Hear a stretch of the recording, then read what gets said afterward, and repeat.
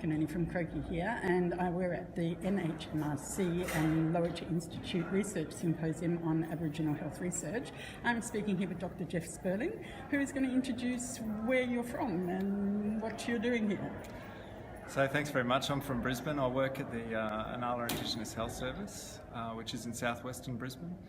It's a suburb with one of the highest proportions of Aboriginal and Torres people in Brisbane, and I work at the Inala Indigenous Health Service. Is a government-run Aboriginal Torres Strait Islander health service. The director there is Associate Professor Noel Heyman. It's a real privilege to work at that service.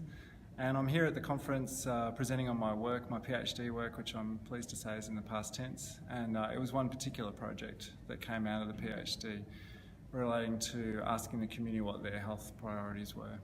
Now, you said that you had different expectations to begin with on what you thought they might be, and then somebody suggested that you might like to actually go and ask the community. But what had you thought the priorities would be?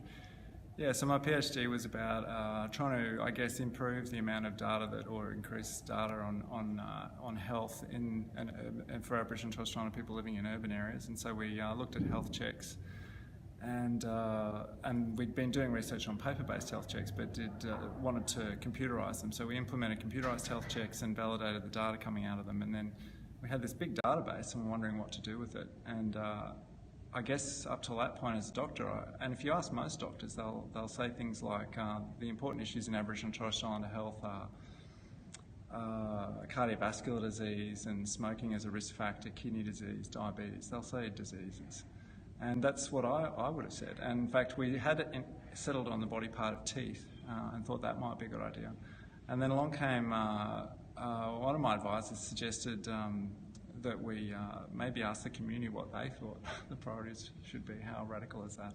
You went down well, heard the idea of being dragged kicking and screaming into qualitative research. Yeah, so up until that point, I'd been co-author on qualitative papers, but I'd largely led quantitative papers. I really like maths and stats, and that's certainly my background and thinking. So it was really confronting to be cajoled, I guess, into this idea. But really, I couldn't escape it. It made perfect sense to do this project.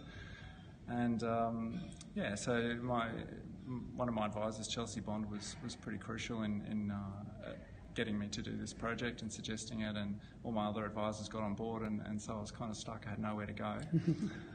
And yeah, so I went and interviewed Aboriginal and Torres Strait Islander community members who are working in this space, who are aiming to improve the social world for Aboriginal and Torres Strait Islander community members, and asked them what they thought the health priorities should be. And how did they match up with yours?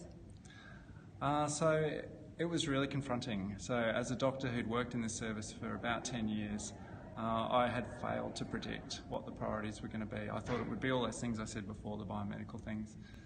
But in fact, community members overwhelmingly and authoritatively, like they really knew what was going on clearly. It was all about social determinants. It was housing, it was unemployment, it was experiences of grief and loss, social and emotional well-being. It was experiences of racism, including institutional racism in the community. And you know, as a PhD student, I really wanted to move on to my next chapter and work out what the one thing was going to be, but it wasn't one thing. No matter how hard I tried to pin people down to one thing, which I look back on with a bit of shame, it was this cycle of intergenerational issues that had come down from colonisation, you know, and ongoing colonisation. You gave an interesting comparison about interactions with the justice system. What was that? Can you talk about that? Yeah, so I mean, the institutional racism manifested in a lot of ways. Participants talked about interactions with Centrelink, which I think is geared to make people cross, and also interactions with the Department of Housing, Department of Child Safety, and in particular the police came up a lot. And people talked about being pulled over by the police and made to feel like they were nothing. One elder had been pulled over twice in one day, and it ended up making her late for a presentation she was giving. And it really struck me as a white doctor, you know, driving into Inala to work for over 15 years. I had never been pulled over.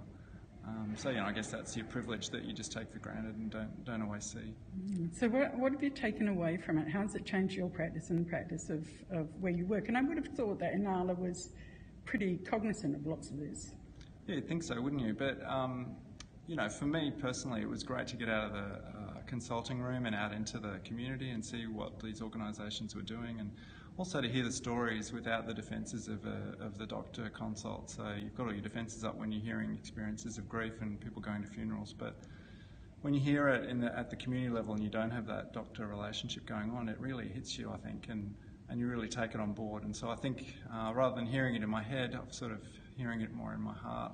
I think it's given me a lot more empathy in those sorts of consultations and made me a lot more aware of the importance of these factors. Obviously, it's opened my eyes to the importance of social determinants, which I probably would have known intellectually beforehand, but to actually hear it so clearly and confrontingly, and it's changed the direction of my own research. It's really made me hear it.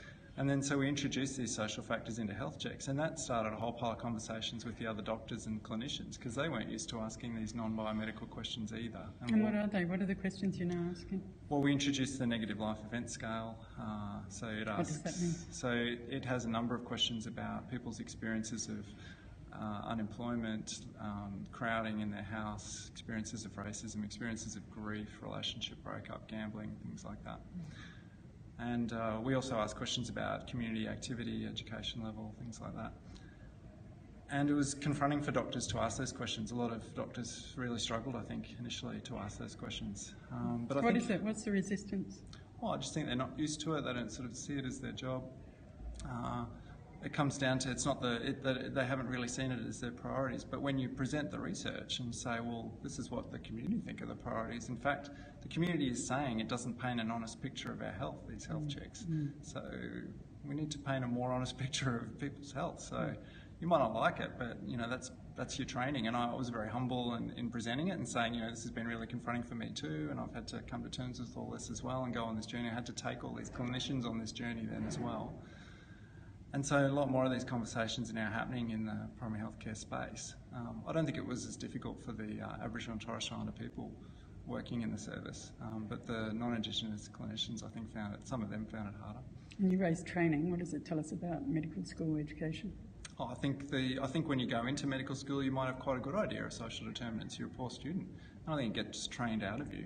And there's a lot of literature about the difficulties doctors have of seeing non-biomedical points of view. I mean, we have to learn a whole biomedical language, and we're fascinated by the power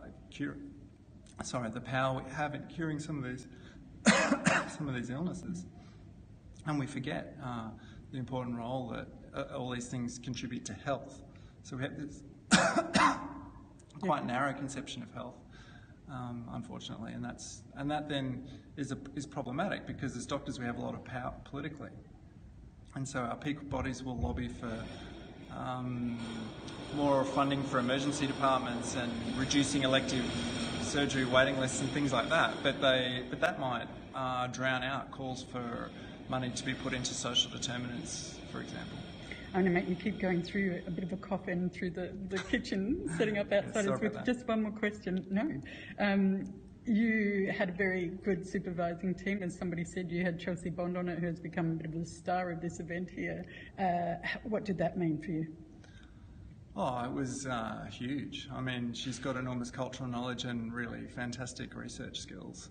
And that combination was just invaluable in an advisor. I mean, I guess I got to despite all these learnings through my PhD, I really got to the end of the PhD and thought, well, I can't escape my identity and who I am, and in some ways my privilege is like I talk about this in the PhD, I talk about it as a learning disability. So, for a long time I was talking to my patients, but it's like we were talking past each other, almost with a different language, and so hopefully that's a bit less. But even towards the end, I would say stuff and Chelsea would say, well, have you thought about this? And I'm just never going to be able to think through things with the same sort of perspective that someone with her experience will be able to, and her skills. And so, I guess my advice would be that everyone needs someone with those skills and cultural knowledge on their advisory team. I guess the other important thing that I'm sure Chelsea would say is that it's important not to just be seen as a cultural mentor. People have to be respected for their research skills as well. I think that's critical. Yeah, I think she would say that too. Thank you very much. I think the next session is just starting. I really appreciate your time. No problem.